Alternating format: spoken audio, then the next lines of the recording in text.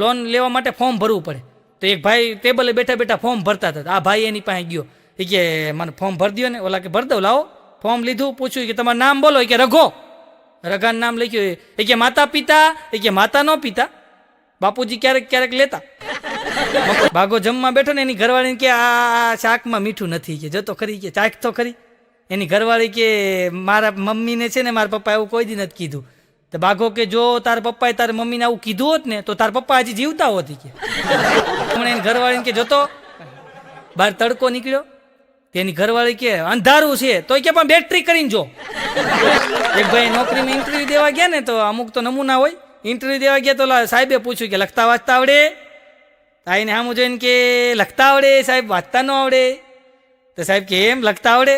લ્યો આ બોલપેન ને આ બુક લખો આમાં. તે ઓલા આમ લખ્યું. પછી સાહેબને આપ્યું.